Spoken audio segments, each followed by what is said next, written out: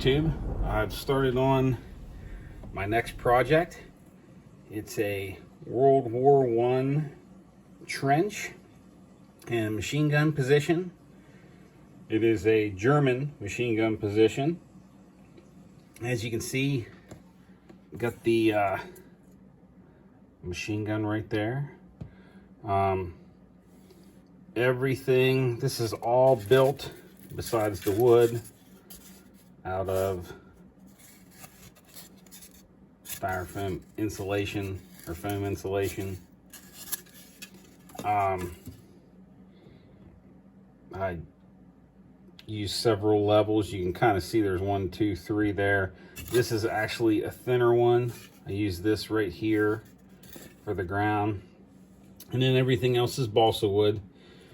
You can see I haven't stained it yet or painted it. So that'll be the next thing I do. And then after that, I'll start working on the puddles. But as you can see, got a bunker in there too. Have to make some sandbags. Got a lot of work to do. This is just the start of it.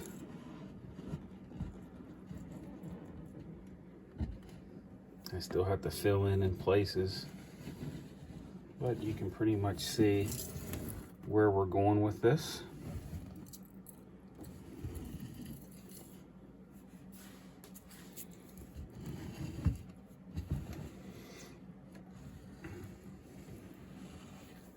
I cut different styles of planks because I've seen all kinds of pictures of different planks in there. There's boards going like this. They're actually built up, but most of them had sunk into the mud.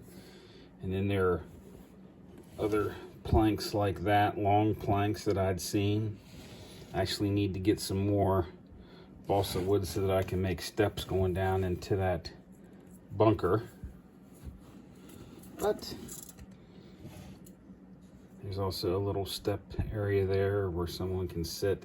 It's probably not as wide as what they were, but you know, I wanted to make sure that there was some room, you know, going through here.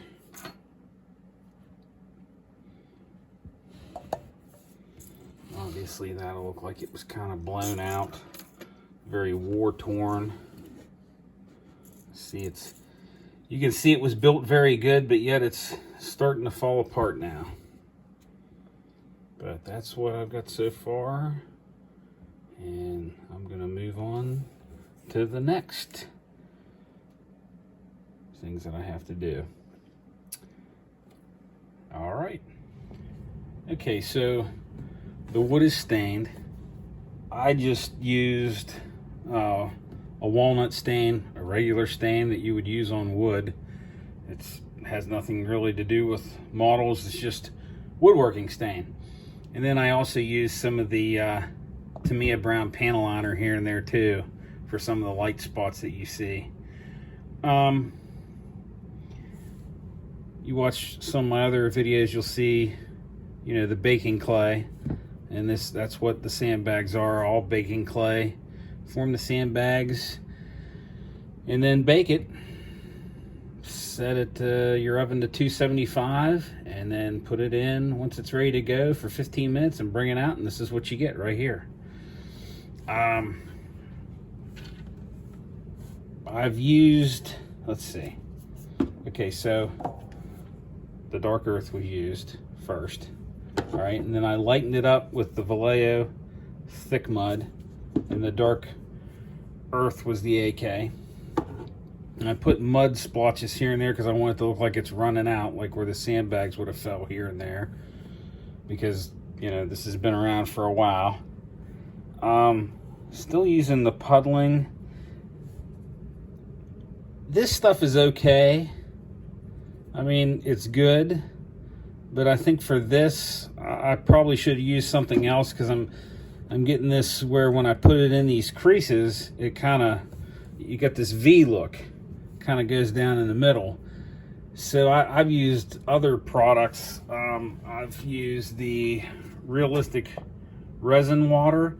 That seems to do better because that's usually what I use on dioramas. This was just, I wanted to try this out. And to be honest with you. This was cheaper and worked better. Like I said, this stuff is okay, but you know, I can mix up this with some color and pretty much get the same effect. And I haven't had the problems that I have. Like, I've actually had to pull up some of these boards after I had glued them already, just so that, because it's like it rises up, wants to rise up above the boards but then sink in the middle. It's kind of odd. I don't know. I've never had that happen before with this, so that's just something I think in the future I'll do differently. Now, that last World War I diorama I did, the trench, you know, area, I did use this and it did work out pretty good. But this one, it's just not, it's not working out too great. Anyways, put the Vallejo mud in there. I also used some moss effect, some paint to put here and there. You see some of that green look. I'm actually probably gonna throw some more on there here and there. I still gotta paint the sandbags some more. This is just a base coat, because that baking clay is the black clay, and then I've been putting this on there. That's your ochre, and then I'll lighten that up. I'm actually thinking about spraying it this time instead of painting over it. But you can see how the gun emplacement is. That's where the gun will be. Kind of get an idea of what's going on here. And then of course this is open, obviously. You know, this trench is supposed to go around, but it's open so you can see what's going on. That's looking down through the trench. You can kind of see there what I'm talking about. I don't know if you can really tell how it's kind of dipping in. But anyways. And then there's the bunker area down in there. This was actually going to be a lot smaller. It was going to be about this size, which I don't know if you can see. I don't know if I got enough room, but yeah, it was going to be about that size. And then I decided to make it bigger because there wasn't, I think that would have fit like that right there, and that's it. So, but that's what I've got going on so far. I've still got a lot of work to do on this base. Probably gonna put some of this grass flock on there, here and there, you know. I know, you know, a lot of pictures of the trenches. You mainly got mud around it. There's a puddle. Looks like what's starting of a puddle. But I might put some grass around here and there. There's the opening. I've actually got a couple boards I want to put on the side for the framework. I got to do that yet. That gun's not glued down, so I'm trying to be careful that way it doesn't fall out all over the place. But I do have a lot of work just to keep doing on the base itself. And then of course, this gun comes with 2 figures that goes with it. And then I've got another couple packs of figures that are ICM that I'm going to use. Guys that are actually supposed to be with the trench. This at some point will be a ladder. I actually have to go get some more balsa wood and then make this piece a ladder to go up. And I'll have some guys down in here. There's 2 packs, so that'll be 8 guys, maybe 7. I think one of the guys, he kind of looked like he was more in action than he was in waiting or walking. So probably 7 more guys plus the 2 guys up there. We'll see how it goes, see what they look like. And I might even be able to change things up to make that guy work too. But this is what we have so far of this World War I German trench. And I hope you enjoyed this video. And I hope you'll tune back in to see the finished product when that happens. And check out some of my other videos. I have a lot of other diorama videos if you're interested. I have a couple other World War I videos. Just finished up my last one.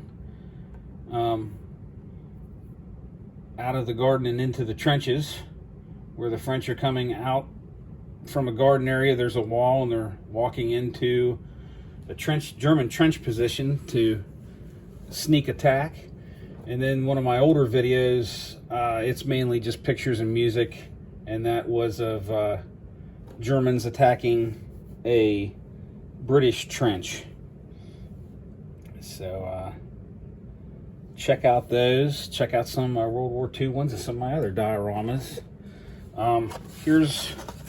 This is actually going to be one of the packs that I use. That's the guy I'm not sure that I am going to use, but those three I'm definitely going to use.